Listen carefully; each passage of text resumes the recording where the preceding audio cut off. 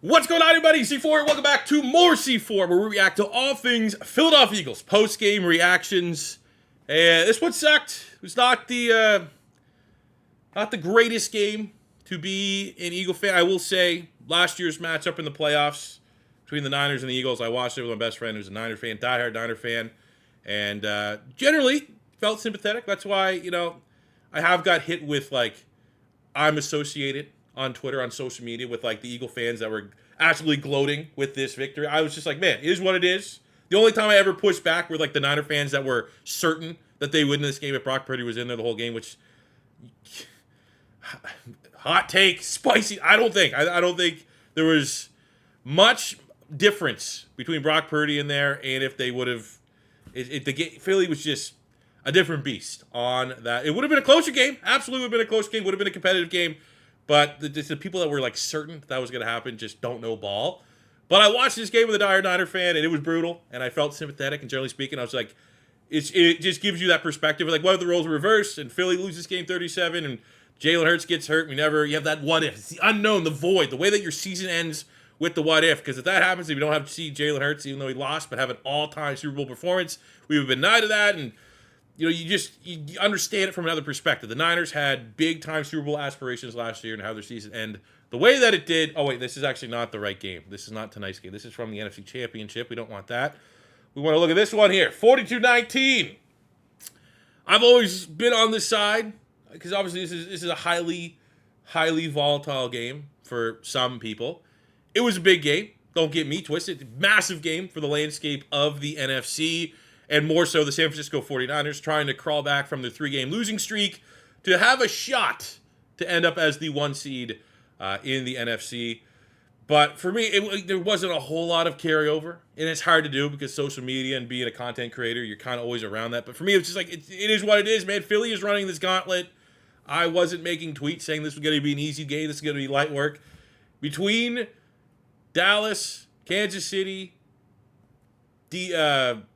Miami Dolphins, between Buffalo, between 49ers, and Dallas again, there's probably no team in the NFL that's going to win all of those games. And if you win all those games, you are so far ahead, the best team in the NFL, that you'd have to be, just to be able to even do that, because you're pretty much playing the playoffs. You're playing the gauntlet of most of these teams are going to be going to the playoffs, and they're going to be expected to go deep in the playoffs.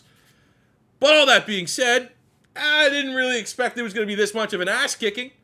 Definitely thought Philly had a chance. Definitely thought Philly was going to win, even though Vegas had them as a very disrespectful 10-1 home dog. It was always going to be a tough matchup, man. Philadelphia still down Dallas Goedert, which, from a game plan standpoint, not a reason why we lost, but from a game plan standpoint, that's a big-time player for us. That is a big-time player to kind of keep the linebackers honest, opens up things for the run game. Didn't have that weapon, and we just... The biggest reason why Philly, I think, lost this game was the momentum that we just did not capitalize in the first.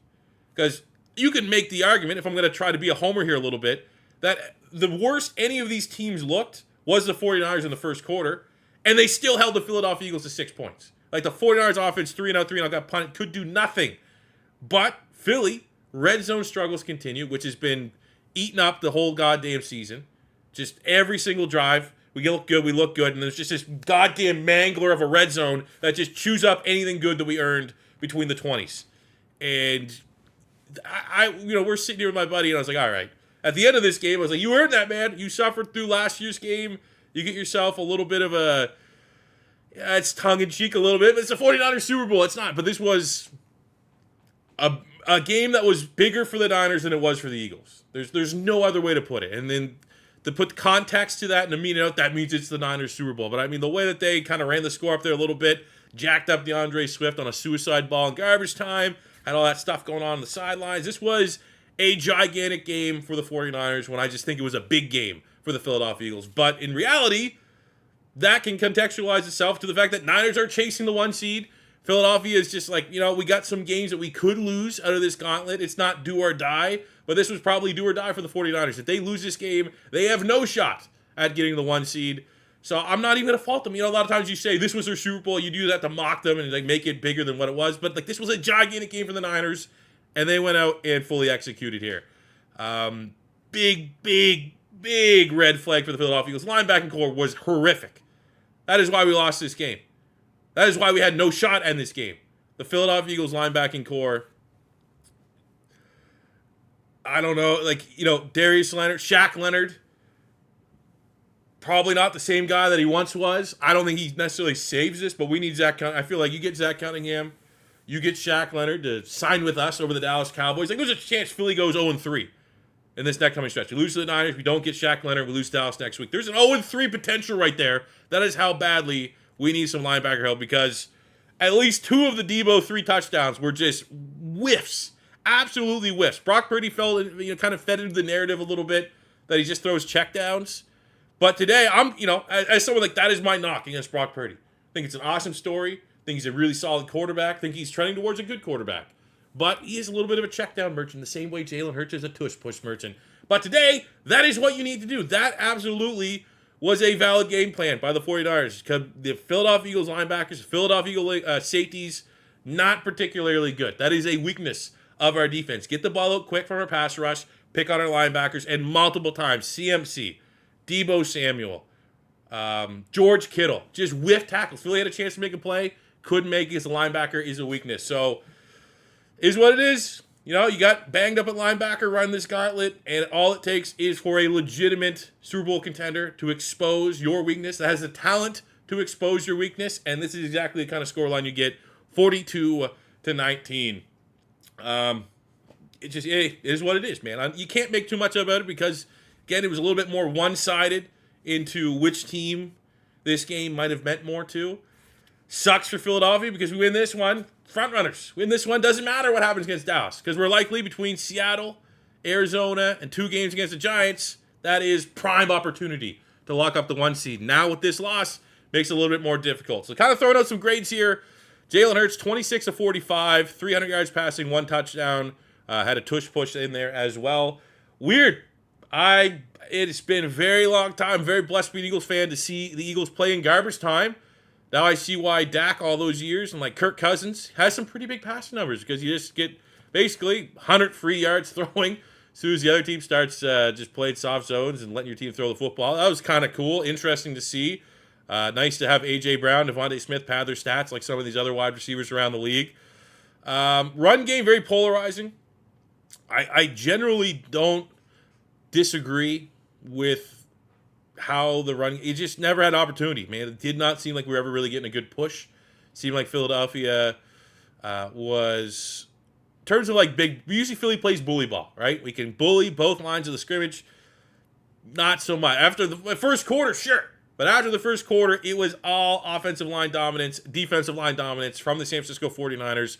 Felt like we didn't have a chance to establish a run game. Fell behind, especially once the Niners started rolling on offense, and he just had to abandon the run and just throw it a lot.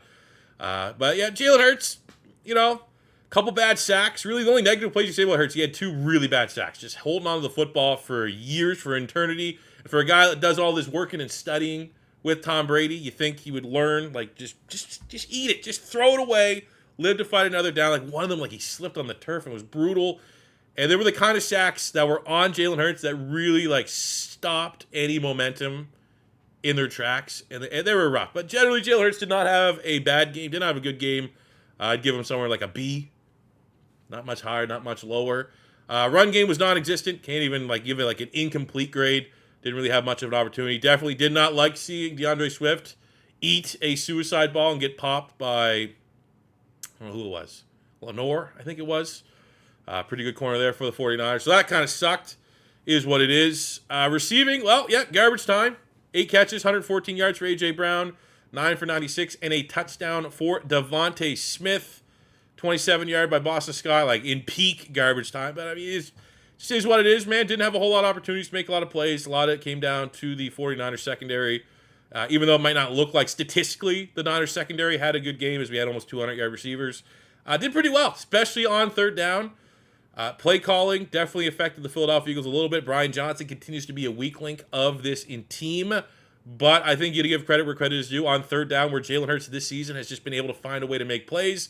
When it came to it, Niners, there was a couple things that like some social media on like Eagle fan accounts are like tweeting, how is this not PI? How is this not PI? And Some of them did look close, but it is what it is, man. It's time. It's the checks and balances. There has been multiple games. You look at the Dolphins game. You look at the Bills game, where Philly, for the most part, has been on the right side, the great side, the favorable side of these penalties all season long. You're not going to get those every single week. And I don't think necessarily. I mean, there were some missed calls for sure. I don't think that's the difference between a win and a loss. But I think the 49ers defense on third down was very good. Very, very good. And that was huge. But generally, if I'm grading our wide receivers, they did a solid job. I'd give them B+. B+ for sure. Smitty had some great grabs. A.J. Brown had some big-time plays for sure. Defensively, terrible. Absolutely terrible. Niners, like, how can... I did not understand, and maybe I understated how weak the Eagles line. I did not understand that, like, just being down 2 linebackers could cripple your defense. But the Niners had the perfect game plan to attack our linebackers. You know, Darius Slay had a couple of weak catches. You know, Bradbury was like the big name coming in. I think James Bradbury actually had a pretty good game. I don't think he gave up any big plays or anything like that. But the linebackers got absolutely picked on. Christian Ellis, not good. Nicholas Morrow. Christian Ellis is like practice squad guy. Got exposed a little bit. Nicholas Morrow. Like, we literally have 2 linebackers here in Morrow and Ellis, whose best asset is when we bring them on like a third down blitz. We had them playing everything, and they got abused. Absolutely abused. Perfect game plan by Kyle Shanahan to pick on our weak link. And because they were able to get the ball out so quickly, it nullified our pass rush, which is a strength.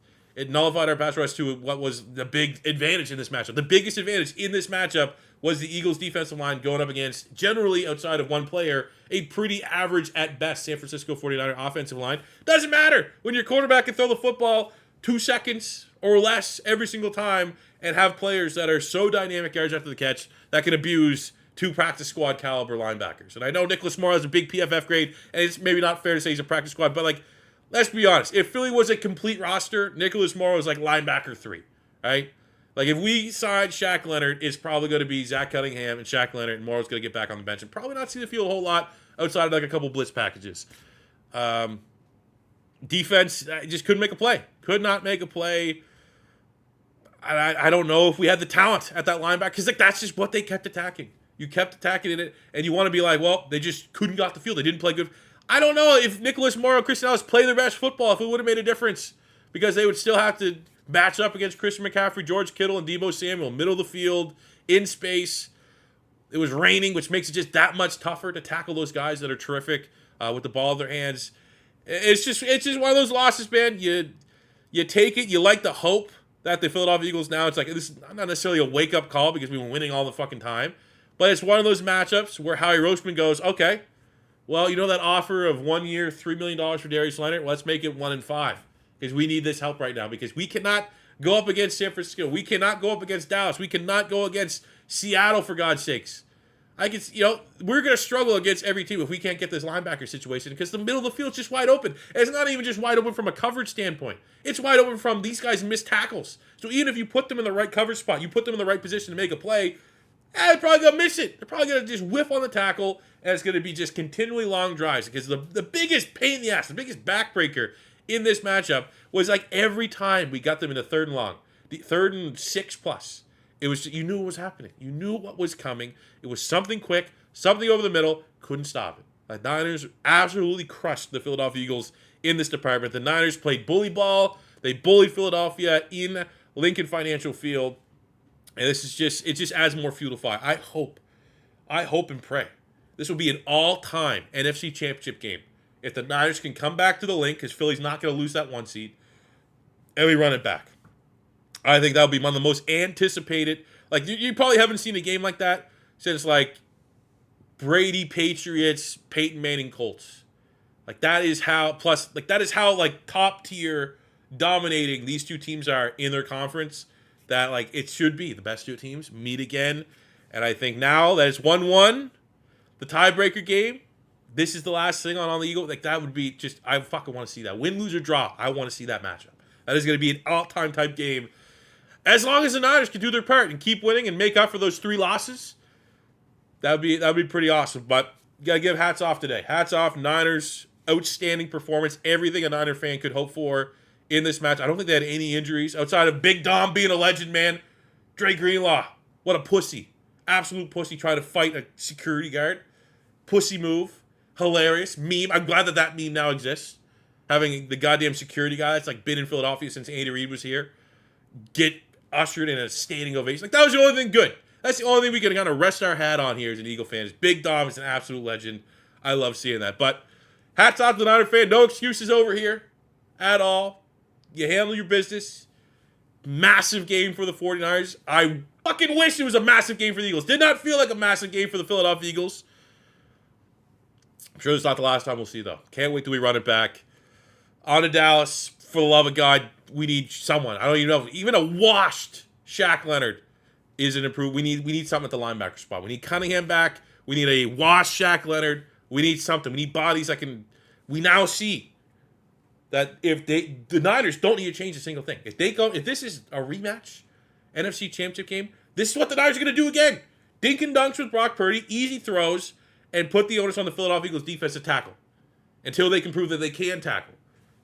Fuck, that doesn't grow on trees. Howie Roseman, that is what he's got to go in the lab. He's going to have to figure that out. I don't know if he's going to bring in safeties. I don't know if he's going to bring in linebackers. But this is a humbling enough loss that a GM as good as Howie Roseman is going to be like, all right, this is not happening again. So I hope to see we get some sort of response. And on to Dallas, man. Big matchup. And I swear to God, I'm going to be down bad if I'm here a week from today and it's a similar scoreline, except Dallas on one side, Philly on the other. But you never know, man. We got to run the gauntlet. Got to finish out the gauntlet. Game ball, offensively. Devontae Smith, because he had a sick touchdown and a sick, 3rd and 19 convert. How the fuck did the Eagles convert 3rd and 19 and then just, quarterback run, bullshit run, sail it, punt? The play call. Don't even get me started. We're getting out of this video. We're signing off here. Offensive game ball goes to Devontae Smith. Defensive game ball goes to fucking Big Dom. See you on the next one. Peace out, love you. Have a good one.